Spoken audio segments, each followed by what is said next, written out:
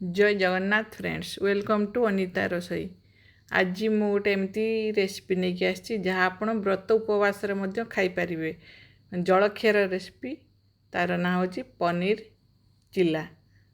आपण व्रत खाईपारे, पिला टिफिन दे पारे, सकाळ जलखिया बहुत बढ़िया रेसिपी। तेज चलतु वीडियो स्टार्ट कर। प्रथम मुझे बेसन नहीं गोटे कप, आउ सुजी नहीं हाफ कप, पनीर नहीं माने छोट छोट करके पनीर नहीं हाफ कप, आउ सीझा आलू ग्रेड करके नहीं हाफ कप, आउ नहीं कैप्सिकम नहीं बिलाती नहीं, अदा कंचा लंका नहीं छेचिकी, जीरा गुंड देइछि, धनिया गुंड देइछि हाफ चामच लेखाए, आ लंका गुंड देइछि हाफ चामच, आ चाट मसला देइछि हाफ चामच, आउ हळदी गुंड देइछि हाफ चामच, आउ मेथी पत्र देइछि हाफ चामच।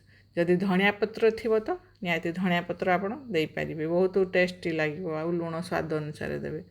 एमिति पानी देकी ताकू गोटे बेटर तैयारी करिवे। आउ देखिए माने बेटरटी बहुत पानिया कर देबेनी किंबा बहुत बहलिया कर देबेनी। जेमिति आम चकुली बनाऊ सेमिति बेटरटी हबो। टिके घोड़ेकी रखीदेले कहीं सुजी आम देचे ना, टिके पानी सी टाणिबो सुजी टिके, से देखिकी पानी देबे।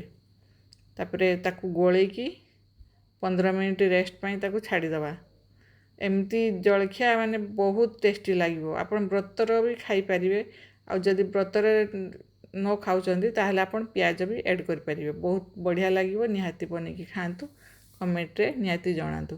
तापरे मु ताबा गोटे गरम कर देई, टिके तेल दे देइछि, सेतिरे से बेटर को आम देदेवा। आपन चाहिले छोट छोट करि पारिबे, चाहिले बड़ मध्य करि पारिबे।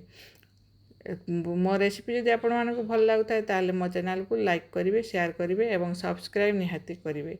आ कमेंट जणाइबे केमिति बनला।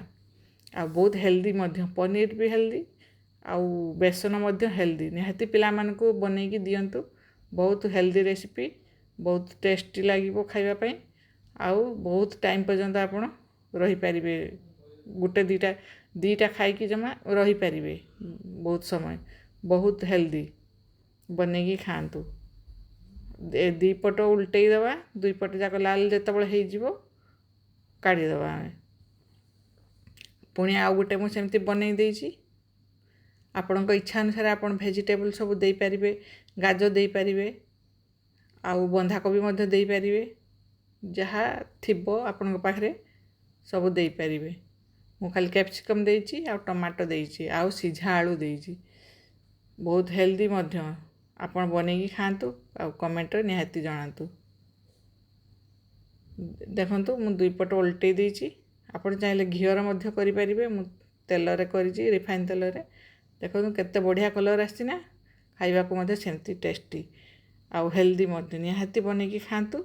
वीडियोटी पूरा देखिथिबारु बहुत बहुत धन्यवाद। जय जगन्नाथ।